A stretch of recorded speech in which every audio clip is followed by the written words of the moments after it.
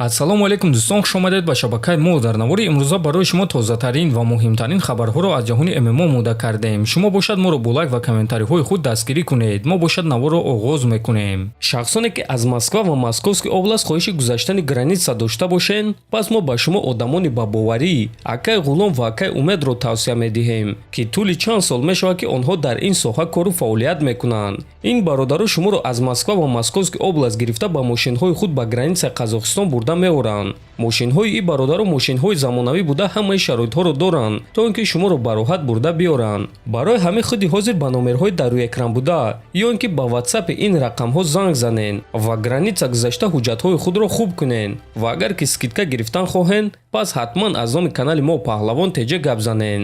роҳи сафед дӯстон. чемпиони пешинев вазни 61 килограмми UFC Шон Омели эълон карда гуфт ки чемпиони ҳозира Мераб Дувалишвили аз Умар Нурмагомедов метарсад. ростига ма фикр мекунам ки Мераб аз Умар метарсад. ма ҳозир масхара карданӣ нестум, чизе ки ҳаст ҳамонро гуфта истодам. Мераб аз Умар метарсад ва ӯ зидди ман ҷангидан мехоҳад. Мераб муҳориба зидди маро муҳорибаи осон мешуморад, аммо ма ин дафъа хуб омода мешам. ма моҳи март ё апрел барои муҳориба тайёрум. ма рақиби навбатии худ Мерабро дидан мехоҳам ва ма медонам ки аз ӯ дида зуртарам. ма бояд ки хатогиҳои худро ислоҳ кунам. тамом. реванш бо Мераб ин муҳорибае ҳаст ки ман мехоҳам, гуфтааст Омели. хотиррасон мекунем ки Шон Омели дар муҳориба зидди Мераб Дувалишвили шикаст хӯрда камарбанди худро аз даст дод. акнун Мераб чемпиони нави вазни 61 килограмми UFC аст. тобови ҷангвари вазни миёна UFC Роберт Уитакер бартариҳои худро дар муҳориба зидди Ҳамзат Чимаев номбар кард. ман мефаҳмам ки агар каме иштибоҳ кунам ӯ маро мекушад, аммо ман медонам ки чӣ қадар ма ҷангвари ҳаматарафаам ва ин чиз ба ман боварӣ мебахшад. ма дар ҳама мавқеъҳо малакаҳои беҳтарин дорам.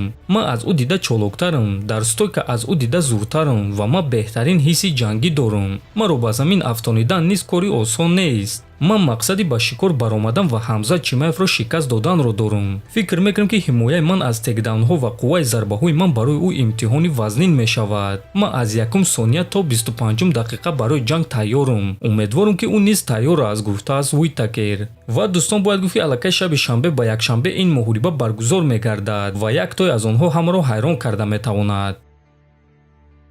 соҳиби камарбанди BMF Макс Холлоуей пешниҳоди чемпион Илия Топурияро рад кард. хотиррасон мекунем ки Илия Топурия ба Макс Холлоуей пешниҳод кард ки дар оғози муҳориба дар маркази октагон истода зарбазанӣ кунанд ва Макс ин пешниҳодро қабул накард. ма фикр мекунам ки Илия маънои ин корро намефаҳмад. маънои ин кор дар он аст ки ин корро дар охири муҳориба мекунӣ. вақте ки муҳориба хуб рафта истодааст, ту ғолиб шуда истодаӣ. ана ҳамон лаҳза ту ба рақиби худ имконият медиҳӣ. яъне ин кор бесабаб нест, ин кор сабаб дорад. камарбанди ман аз ҳама хатарноктарин ҷангвар ном дорад. агар ки номи ин камарбанд аз ҳама ҷангвари беақлтарин мешуд, пас шояд ки ман ин пешниҳодро қабул мекардам. Илия мегӯяд ки ӯ мушзан аст, аммо ин пешниҳоди ӯро ба назар гирем агар, пас ӯ ҳамчун мушзан IQ-и кам дорад, гуфтааст Холлоуей. ва дӯстон бояд қайд кард ки Макс Холлоуей бисёр вақт дар охири муҳориба ба рақибон бо ангуш маркази октагонро ишора мекунад ки дар он ҷо рӯбарӯ истода зарбазанӣ кунанд. ана Илия Топурия бошад мехоҳад ки онҳо ин корро дар оғози муҳориба кунанд, лекин чӣ гуна ки мебинем Холлоуей розӣ нашуд. дар ҳамин ҷо дӯстон навори мо ба анҷом мерасад. фикру ақидаҳоятонро нависед, ҳатман дар YouTube канали мо обуна шавед. то боздид, хонободу сарбаланд бошед.